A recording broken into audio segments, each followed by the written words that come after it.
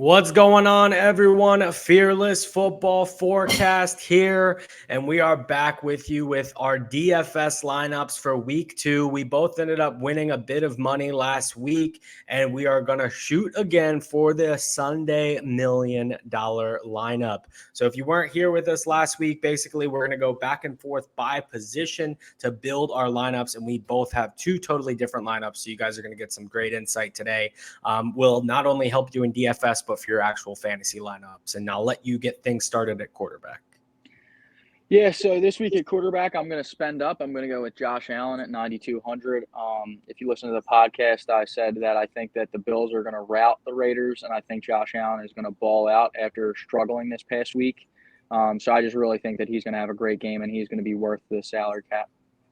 And this week, it's actually crazy because he was a $9,000 player last week, but due to a poor performance, he slipped all the way down to 7,600, and that is going to be Lamar Jackson. Both of us are high on the Ravens this week. One of our bets of the week, if you haven't checked out that video, go do so, is Lamar over 1.5 passing touchdowns, so I want him on my team. We're going to do it a snake way, kind of how we did last week. My first running back is going to be Derrick Henry. I love Derrick Henry this week. I think that the Titans actually win outright against the Chargers, and the only way that they do that is by establishing a dominant run game with Derrick Henry. I'm starting him in every single fantasy lineup, and then my second running back is actually one of your starts of the week in Rachaad White. I can't believe he's so low down here. He had 17 carries last week. And as you saw, the Chicago defense last week got shredded up by the running back position. Yeah, so my running backs, again, I paid up for my RB1. I'm going to go with Saquon Barkley. I think that there's a chance that he gets multiple touchdowns against a Cardinals team that I think was twofold. One, I think it was week 1, and, the Commanders were rusty, but also I don't think the Commanders are as good of a team as the Giants are. So I think Saquon's going to be able to be very productive this week. And on my RB2 spot, I went with Jahmyr Gibbs, your boy. I think that he'll be active in the passing game, and even if the Lions start to run away with the game, which I can kind of see happening, I think that he'll still get the touches. After last week, he was a little underutilized. I think that now that they've let him get his toes wet, I think they're going to let him go all the way in, and he's going to have a great game. At the receiver position, the first receiver I have is Stephon Diggs. I'm stacking him with Josh Allen. I kind of said how much I like the Bills, so that that one's kind of self-explanatory. Diggs is a lock for 10 targets every single week, and he's a stud. My wide receiver, too, I'm repping the man, Chris Godwin. He's amazing. He's always high targeted, and he's going against a Bears defense that's pretty trash, in my opinion. So I think that he's going to get a lot of catches and a lot of yards. And, I think that he's going to be productive for fantasy this week. And then I'm actually going to chase that back with DJ Moore. I think that DJ Moore is going to definitely be way more involved this week. I think that last week, I don't really understand how it happened. He only had those 2 targets, but he was 5th in the NFL in routes run. So I think they're going to adjust that, and he's going to still run a ton of routes, but I think that he's going to get targeted way more, and I think he's going to have a good day. So similarly, I will add just before, even though he's not my main receiver, but since you just mentioned him, I have DJ Moore as well.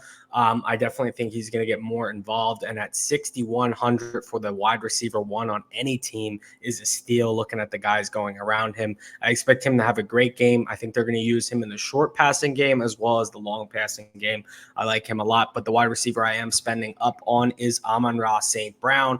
I think if you look at what the crappy receivers that the Rams had in Puka Nacua and Tutu Atwell were able to do when they were open, I think that Amon-Ra is going to be the number 1 receiver in fantasy this week. Overall, I have him in every single DFS lineup.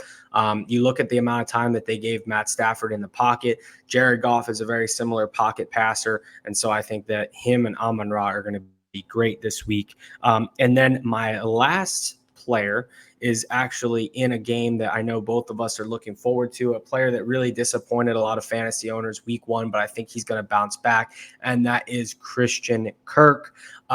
Kirk was Trevor Lawrence's number 1 receiver last year, and I expect this to be a lot, higher scoring game. I think that Andy Reid can scheme a little bit better against Calvin Ridley than the Colts did. So I expect Christian Kirk to get open and get a huge play down the field for a touchdown. Wouldn't be shocked if I end up seeing Kirk with 2 touchdowns. Now, the position that I'm really spending up on this week is tight end, and that is going to be Mark Andrews to stack him with Lamar Jackson.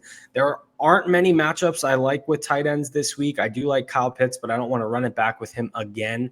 But Mark Andrews should be coming back. I think he's going to be fully healthy this week. And as we said, Lamar is going to bounce back as well. So if he is, then Andrews is going to have a good game against a Bengals team that's really lacking in the linebacker position right now. All right, and my tight end, I'm going to go with Dalton Kincaid. Again, I think the Bills are going to have a phenomenal game. I'm really loading up on them because I think that there's a chance that they could score high 30s in this game. And Dalton Kincaid, I love him this week. I think he looked really good last week, even though he played a really, really good defense. He did well with the opportunities that he got. And I think Josh Allen is going to play a lot better and really help him out. I think Dalton Kincaid is going to have a big week this week. And then in my flex, I'm going to go with Michael Pittman Jr., another guy that I love this week. We saw it last week. I mean, we knew coming into the year he's extremely talented, and we just really didn't know with the rookie quarterback, running quarterback, how many opportunities he's going to get. I mean, Anthony Richardson targeted him a ton last week, and he showed that when he gets the opportunities, he's going to be able to do something with them. And this week, playing against a defense that I think is definitely bottom half in the league, I think that he's going to eat up, and I'm really excited for him this week. And I'm going to go for my flex with a player that we both are high on and maybe didn't have as great of a performance last week, or any performance at all for that matter, that we expected. But that is Sky Moore. He should not be going at $5,200 on this Fanduel lineup. Sky Moore was out there more than any other Chiefs receiver. However, he did not end up catching really any balls. He did have 3 targets, but he's going to bounce back in this matchup. I think that the Chiefs go down early in this matchup, and they're going to need to be playing catch up with this Jaguars team that's great. And I obviously Patrick Mahomes is going to be fantastic. It's the highest over-under on the week. This is a game that I just want to have as many players as possible, and that's why I went for 2 cheap options with him and Christian Kirk. But I expect Sky Moore to have a bounce-back performance. And then defense, you got to pay. None of these defenses at the bottom look that great. I'm going with the Dallas Cowboys. I mean, they just had an insane fantasy week last week, 2 touchdowns. Anyone who didn't have the Cowboys defense, I'm sure, didn't win $1 million last week. The Dallas Cowboys are going to be facing Zach Wilson, and he is historically horrible. And he really overperformed in week 1 against a just defeated Bills team. So I expect the Cowboys to eat again this week. Yeah, and then my defense, a little bit of a cheaper option. I'm just going to go with the Houston Texans. Anthony Richardson looked really, really good last week. He really didn't have many bad throws, many turnover-worthy throws. But I think that he played a little bit above his skis for these first few weeks. I think that the Texans are going to be able to get a little bit of pressure, as we saw last week when they played against the Ravens. I'm thinking, 1 or 2 interceptions, and you never know if you get a turnover. Hopefully there's an open lane, you might be able to bring one back. All right, and you might as well recap your team since it's here.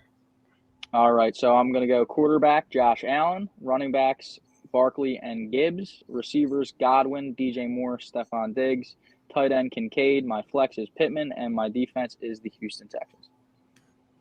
And on the flip side, I'm going with Lamar Jackson at quarterback, Derrick Henry and Rachaad White at running back, receivers, Amon-Ra St. Brown, DJ Moore, Christian Kirk, tight end, Mark Andrews, flex, Sky Moore, and the Dallas Cowboys defense. We hope to see you all next week. Make sure to like this video, leave a comment, subscribe for more, and who knows, we might be millionaires next week. I hope you guys are as well. Catch y'all later. Peace.